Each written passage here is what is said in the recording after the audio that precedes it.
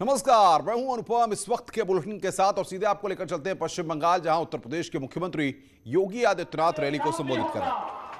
और यही आश्वासन देने के लिए आज हम सब आपके बीच आए हैं। ममता दीदी तो अपनी हार स्वीकार कर चुकी है। आपने देखा होगा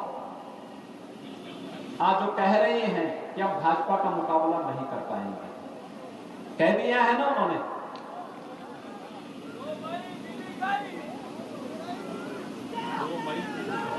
2 मई दीदी गई।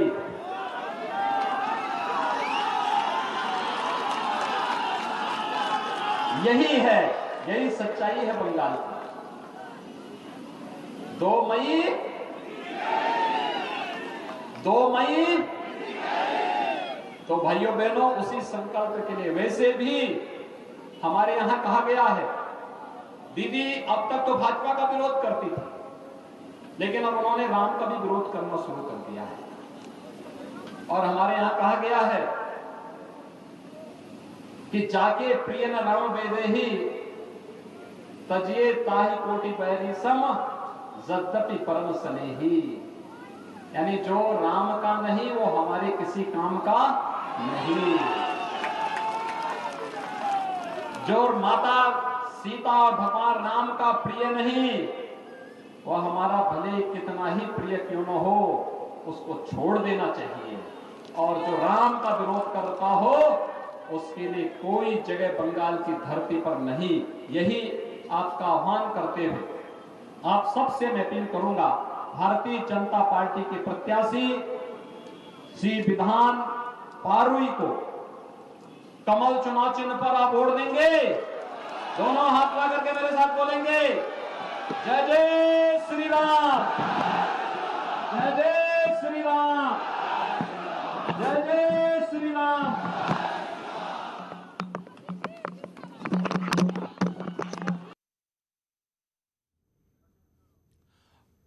तो पश्चिम बंगाल के फाल्ता से मुख्यमंत्री योगी आदित्यनाथ को आप सुन रहे थे, जो कि बंगाल के रण में लगातार चुनावी जनसभाओं को संबोधित कर रहे हैं और लगातार रोड शो करके बीजेपी के पक्ष में प्रचार कर रहे हैं। उन्होंने अपने संबोधन में किस तरीके से कहा कि जो राम का नहीं वो किसी काम का नहीं, और 2 मई दीदी गई, वो कितना भी प्रिय हो उसे छोड़ दें।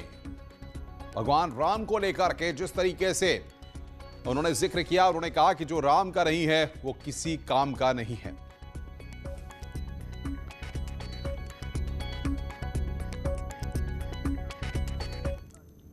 असम, बंगाल, तमिलनाडु, केरल और पुडुचेरी ये वो राज्य हैं, चुनाव हैं, जहां पर बाकी चुनावों की तरह इस चुनाव में भी पार्टियां वोटर्स को अपने पक्ष में करने के लिए चुनाव खूब प्रचार कर रही हैं। बीजेपी की ओर से प्रधानमंत्री मोदी चुनाव प्रचार में हैं। पीएम मोदी के सामने डबल रेस्पॉन्सिबिलिटी है, 135 करोड़ देशवासी और चुनाव प्रचार। इन सब के बावजूद पीएम मोदी एक्टिव मोड में चुनाव प्रचार कर रहे हैं।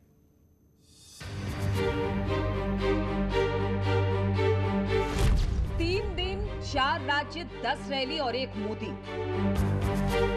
भारत माता की, भारत माता की।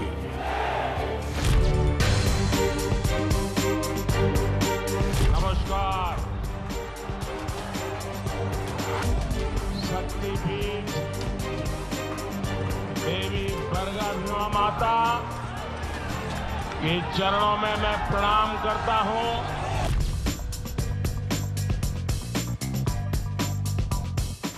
Sisters and brothers of Puducherry, Vanakkam. Kokrajhar, Jaynagar, Uluberia. Sisters and brothers of Tamil Nadu. Assam, Bengal, Kerala, Tamil Nadu, Puducherry. काम हमारी एनडीए की सरकार ने किया। प्रधानमंत्री मोदी की धुआंधार रैलियों से चुनावी माहौल बदल गया। कोई भेदभाव नहीं, जो कैटेगरी तय की सबको मिलेगा। यही हमारे सिद्धांत हैं।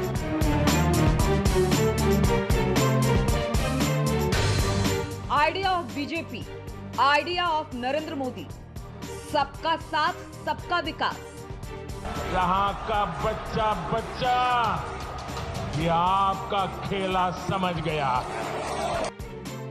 बिना रुके, बिना थके, मोदी जब किसी काम में लग जाते हैं तो फिर लग जाते हैं। संकल्प बंगाल के गरीब से गरीब तक, हर क्षेत्र तक विकास पहुंचाने का संकल्प है।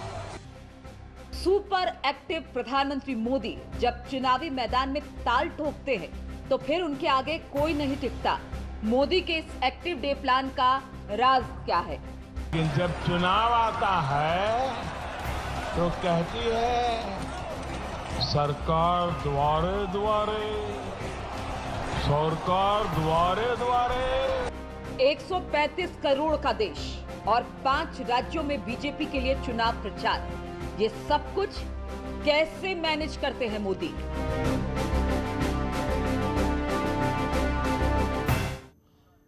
और इस वक्त एक बड़ी खबर आ रही है। दारानगर इलाके में समाजवादी पार्टी के पार्षद से मारपीट हुई है। आरोप के मुताबिक पुलिस की मौजूदगी में मारपीट हुई है। बड़ी खबर इस वक्त आ रही है वाराणसी से, जहां पर एसपी के पार्षद की पिटाई हुई है। दारानगर के एसपी पार्षद मनोज यादव को पीटा गया है। यह बड़ी खबर इस वक्त पुलिस की मौजूदगी में मारपीट का आरोप लगा है। वाराणसी की ये तस्वीरें इस वक्त हम आपकी स्क्रीन पर आपको दिखा रहे हैं। पिटाई की ये तस्वीरें एसपी के पार्षद की, वहां पर पिटाई हुई है।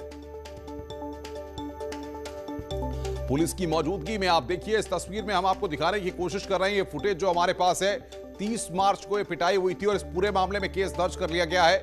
मारपीट का ये वीडियो अब वायरल हो रहा है। वाराणसी के कोतवाली के दारानगर का ये पूरा मामला, जहां पर ये वारदात 30 मार्च को हुई थी।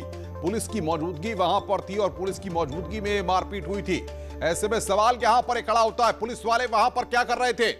जब पुलिस की मौजूदगी में वहां पर समाजवादी पार्टी के पार्षद को पीटा जा रहा था तो पुलिस वालों ने वहां पर कोई एक्शन क्यों नहीं लिया? क्यों कोई कार्रवाई नहीं की गई? अब जाकर के इस पूरे मामले में केस दर्ज किया गया है। रवि पांडे बातचीत करने के लिए हमारे साथ फोन लाइन पर जुड़ रहे हैं। रवि, क्या ये पूरा मामला था और एक्शन क्या लिया गया है? देखिए, पूरे मामले में मुकदमा दर्ज किया जा चुका है। 2 लोग गिरफ्तार भी हो चुके हैं। मामला 21 तारीख रात का है। सपा पार्षद दारानगर के रहने वाले, उनके घर के ही बगल में कुछ दबंग युवक हैं जिन्होंने सपा पार्षद के भाई को पीटना शुरू किया और जब बचाने के लिए उनके पिता और वो खुद पहुंचे तो उनको भी जमकर मारा पीटा गया। सूचना पर पहुंची पुलिस ने 2 लोगों को हिरासत में ले लिया। मुकदमा दर्ज है और आगे की कार्रवाई की जा रही है। लेकिन सवाल यहां पर यह कि पुलिस की मौजूदगी में वहां पर यह मारपीट होते ही और पुलिस वाले खड़े हाथ पर हाथ धरे देखते रहे। जी बिल्कुल, जो तस्वीरें हैं वो काफी भयावह, क्योंकि जिस तरीके से 20 से 25 की संख्या में मारा जा रहा था और पुलिस वहां पे मौजूद थी, लेकिन पुलिस की जो संख्या थी वो काफी कम थी। लेकिन पुलिस ने तत्काल फोर्स बुलवाया और लोगों को जो माहौल पूरा था वो शांत करवाया और जो आरोपी थे, जो दबंग युवक थे, उनकी गिरफ्तारी की। बहुत बहुत शुक्रिया आपका रवि, हमारे साथ जुड़ने के लिए और बातचीत करने के लिए। रवि पांडे हमारे संवाददाता, इन तस्वीरों को हम आपको दिखा रहे हैं। पुलिस की मौजूदगी में 30 मार्च को वहां पर पिटाई हुई थी। फिलहाल केस दर्ज कर 2 आरोपियों को, दबंगों को गिरफ्तार कर लिया गया है।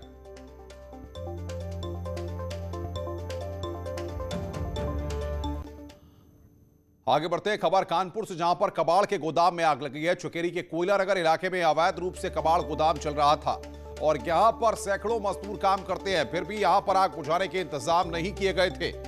कानपुर से बड़ी खबर, इस वक्त कबाड़ के गोदाम में भीषण आग लग गई है। तस्वीरें आपकी स्क्रीन पर, धू कर जलता हुआ एक गोदाम यहां पर साफ तौर पर देखा जा सकता है। एक्सक्लूसिव तस्वीरें इस वक्त हम आपकी स्क्रीन पर आपको दिखा रहे हैं। अवैध रूप से कबाड़ का गोदाम वहां पर चल रहा था।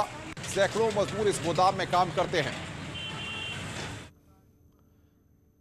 इधर उन्नाव में भी एक फैक्ट्री में आग लग गई। शॉर्ट सर्किट से आग लग गई। फायर ब्रिगेड की गाड़ियों ने मौके पर पहुंचकर आग को बुझाने की कोशिश की। आग से अब तक लाखों के नुकसान की आशंका है।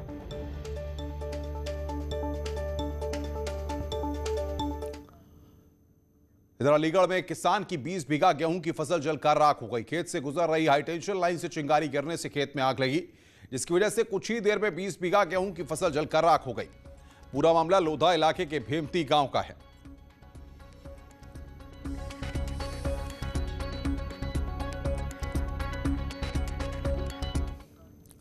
वहीं फर्रुखाबाद के जंगलों में भीषण आग लगी हुई है। इस आग से रिहायशी इलाके में हड़कंप मचा हुआ है। किसानों को डर है कि कहीं आग उसके खेतों तक न पहुंच जाए।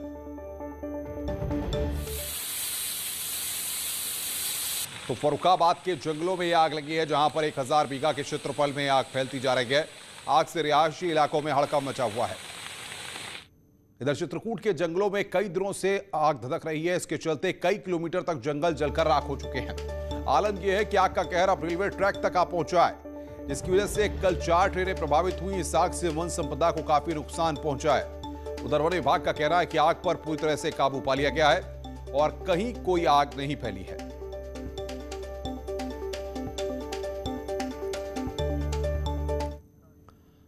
उधर लखीमपुर खीरी के निघासन इलाके में 4 घरों में आग लग गई है। इसमें 40,000 की नकदी और लाखों रुपए का घरेलू सामान जलकर राख हो गया। आरोप के मुताबिक सूचना दिए जाने के बावजूद दमकल की गाड़ी मौके पर नहीं पहुंची है। ग्रामीणों ने कड़ी मशक्कत के बाद आग पर काबू पाया है। तो लखीमपुर खीरी की ये तस्वीरें जहां पर निघासन इलाके में 4 घरों में आग लगी है, जिसके बाद हड़कंप मच गया। 40,000 नगद, लाखों का सामान वहां पर जल गया। सूचना के बाद भी दमकल की गाड़ियां मौके पर नहीं पहुंची।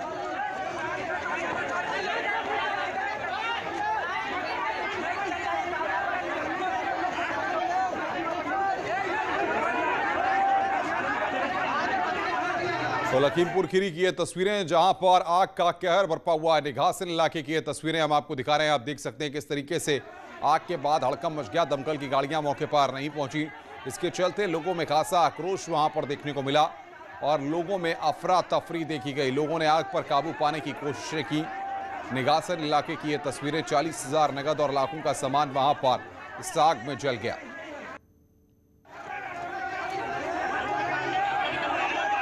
तो अलग अलग शहरों में आपको बता दें कि आग लगने की घटनाएं सामने आई हैं।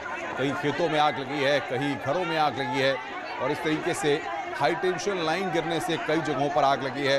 अलग अलग जगहों की तस्वीरें लगातार हम आपको दिखा रहे हैं। बहरहाल ये लखीमपुर खीरी की तस्वीरें इस वक्त आपकी स्क्रीन पर। लोगों में वहां पर अफरा तफरी मच गई थी। इस आग लगने के बाद घरों में आग लगी, जिसकी वजह से आग पर काबू पाने में भी काफी मशक्कत करनी पड़ी। बहरहाल सबसे बड़ा अपडेट यह है इस पूरे मामले में कि दमकल की गाड़ियां मौके पर नहीं पहुंची, इसकी वजह से लोगों में खासा आक्रोश देखने को मिला। आगे बढ़ते हैं। रामनगर पर संत मगन हैं। अयोध्या में साधु संत मिठाइयां बांट रहे हैं, क्योंकि 84 कोसी परिक्रमा का रूट अब नेशनल हाईवे बनने जा रहा है। इससे अयोध्या ही नहीं, उसके आसपास के जिलों में भी विकास की गंगा बहेगी। खास बात यह है कि अब रामनगरी पहुंचने के लिए श्रद्धालुओं को भी सहूलियत होगी।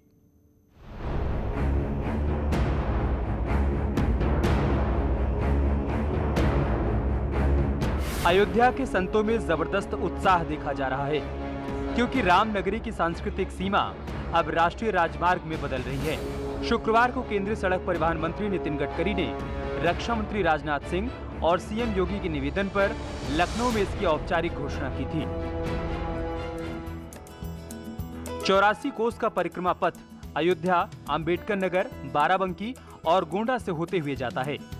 इस पौराणिक रूट पर रामायण से जुड़े प्रतीकों में मखौड़ा धाम, शृंगी ऋषि आश्रम, शेरवा घाट, सीताकुंड बीकापुर, आस्तिकन आश्रम, गौतम ऋषि आश्रम, मंडप ऋषि आश्रम, संत तुलसीदास के गांव राजापुर जैसे आध्यात्मिक केंद्र शामिल हैं। 84 कोस परिक्रमा मार्ग को राष्ट्रीय राजमार्ग घोषित किए जाने पर अयोध्या के संत समाज ने मंदिरों में मिठाइयां बांटी हैं।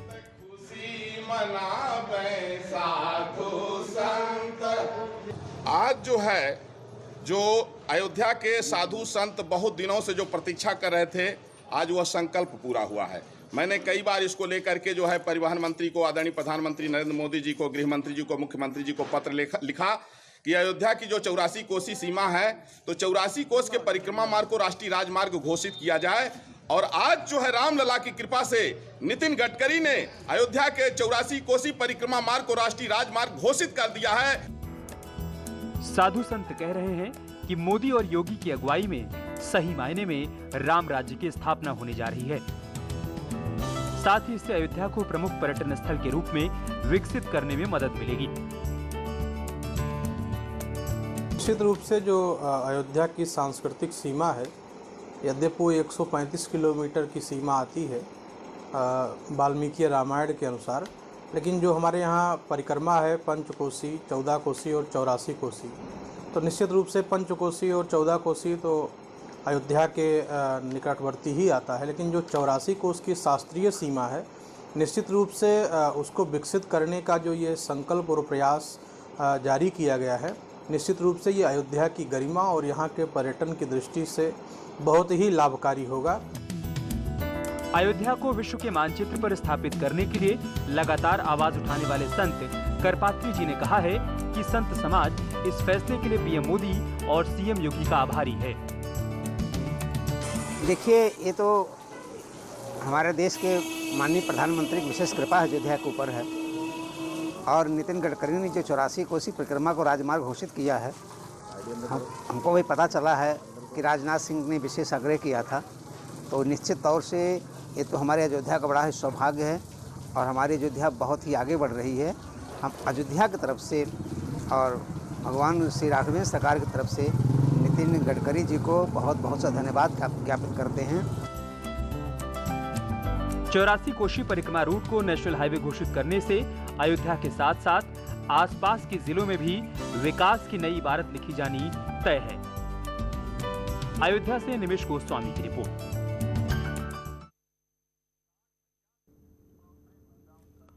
खबरें और भी हैं, फिलहाल रुक रहे हैं यहां पर एक ब्रेक के लिए। ब्रेक के बाद जल्द हाजिर। स्वागत है। ब्रेक के बाद इस वक्त की बड़ी खबर आ रही है। बांदा जेल से भी शिफ्ट किया जाएगा मुख्तार अंसारी को। सुरक्षा कारणों से बदली जाएगी जेल। बांदा जेल में नहीं है हाई सिक्योरिटी बैरक। शासन से की गई जेल बदलने की सिफारिश। सर्वेश दुबे हमारे संवाददाता फोन लाइन पर हमारे साथ जुड़ रहे हैं। सर्वेश, क्या अपडेट आपके पास आ रहा है? देखिए, सुप्रीम कोर्ट का जिस तरह का आदेश आया है कि 2 हफ्ते के अंदर पंजाब के रोपड़ जेल से यूपी लाया जाएगा मुख्तार अंसारी को और बांदा जेल में शिफ्ट किया जाएगा, क्योंकि बांदा जेल से उसे रोपड़ भेजा गया था। लेकिन सबसे बड़ी बात यही निकल कर आ रही है कि बांदा जो जेल है वहां पर कोई हाई सिक्योरिटी बैरक नहीं है और इसके साथ ही साथ वहां पर स्पेशल बैरक भी मौजूद नहीं है। इसके साथ साथ बांदा जेल की जो क्षमता है वो 567 कैदियों के रखने की है, जबकि 1100 के लगभग वहां पर कैदी भर्ती है और कोई स्पेशल सेल भी नहीं है। यहाँ पर मुख्तार अंसारी लगभग 2 साल रहे थे, लेकिन जो बदली हुई परिस्थितियां हैं उन परिस्थितियों में बांदा जेल किसी भी तरह से माफिया मुख्तार अंसारी के लिए सुरक्षित नहीं है। इसलिए ये सूत्रों से ये जरूर पता चला है कि शासन से अधिकारियों ने सिफारिश की है कि उसको बांदा जेल में न रखा जाए। इसके साथ ही साथ हमारी बात हुई है कि अभियोजन भी इस मामले में, चूंकि अब MP MLA स्पेशल कोर्ट को इस बात का फैसला लेना है कि बांदा जेल या कहाँ उसको रखना है, तो अभियोजन भी स्पेशल कोर्ट से ये गुजारिश कर सकता है या अनुरोध कर सकता है कि किसी ऐसी जेल में मुख्तार अंसारी को रखा जाए जहां पर हाई सिक्योरिटी बैरक हो और उसकी सुरक्षा वहां पर उसके इंतजाम पुख्ता हो। जी, बहुत बहुत शुक्रिया आपका सर्वेश। आप नजर बना के रखिए, आगे भी हम आपसे अपडेट लेते रहेंगे। जौनपुर से खबर, जहां पर धनंजय सिंह की पत्नी ने नामांकन किया। पूर्व सांसद धनंजय सिंह की पत्नी है श्रीकला, जिला पंचायत सदस्य के लिए नामांकन किया है।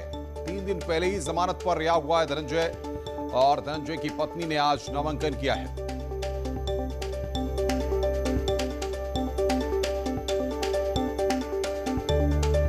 जिला पंचायत सदस्य के लिए नामांकन करने के लिए पहुंची आज श्रीकला, क्योंकि धनंजय सिंह की पत्नी है। इस बुलेटिन में फिलहाल इतना ही। खबरों का सिलसिला लगातार जारी है। नमस्कार।